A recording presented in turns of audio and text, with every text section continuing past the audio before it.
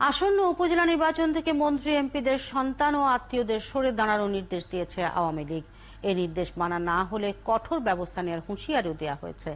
উপজেলা নির্বাচনকে কেন্দ্র করে মন্ত্রী এমপিরা তাদের আত্মীয় স্বজনদের পক্ষে মাঠে নামার পর বিভিন্ন এলাকায় সংঘাতময় পরিস্থিতি তৈরির শঙ্কায় এমন নির্দেশনা দেওয়া হলো। আরো জানাচ্ছেন শাহনাজ শারমিন। সম্প্রতি নাটোরে একজন প্রতিমন্ত্রী আত্মীয়ের বিরুদ্ধে উপজেলা নির্বাচনে প্রার্থী হতে চাওয়ায় অপহৃত হন আরেক সম্ভাব্য প্রার্থী। অপহরণের পর মারধরের শিকার হয়ে প্রার্থীকে হাসপাতালে ভর্তি হয়, যা দেশ জুড়ে আলোচিত হয়। নোয়াখালী আরেক সাংসদ উপজেলা নির্বাচনে নিজের ছেলের পক্ষে আগাম প্রচারে নেমে হুঁশিয়ারি দেন, তার ছেলেকে ভোট না দিলে এলাকায় কোনো উন্নয়ন হবে না। দলের নির্দেশনা উপেক্ষা করে অন্তত 20টি উপজেলায় আত্মীয় স্বজনদের প্রার্থী করছেন এমপিরা। তাকে জেতানোর জন্য গোটা প্রক্রিয়া বাধাপ্রাপ্ত করব, এইটা হতে পারবে।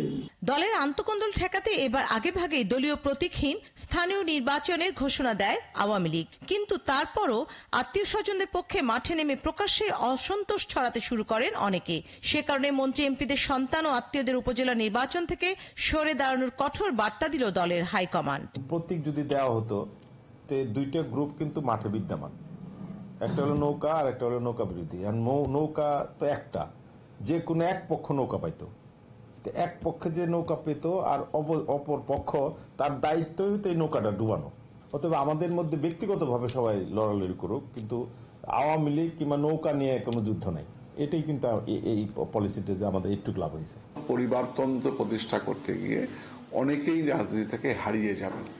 পরিবারতন্ত্র প্রতিষ্ঠার ফলাফল কখনোই বৃহত্তর আঙ্গিকে ভালো হয় না। দলের সর্বোচ্চ নীতি নির্ধারণী ফোরাম থেকে আসা এই নির্দেশনা মানা না হলে কঠোর ব্যবস্থা নেওয়ার কথাও জানিয়ে দেওয়া হয়েছে। মাননীয় নেত্রী শেখ হাসিনা কঠিন বার্তা দিয়েছেন পার্টির প্রতি, যে কোনো পরিস্থিতিতেই হোক কোনো আভ্যন্তরীণ দ্বন্দ্বে যাওয়া যাবে না, এবং আভ্যন্তরীণ দ্বন্দ্বে যদি কেউ যুক্ত হয় তাহলে পরে তার বিরুদ্ধে দলীয় শৃঙ্খলা ভঙ্গের দায়ে কঠোর ব্যবস্থা গ্রহণ করা হবে।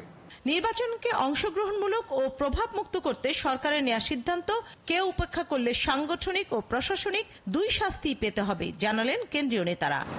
শাহনাজ শারমিন, ৭১, ঢাকা।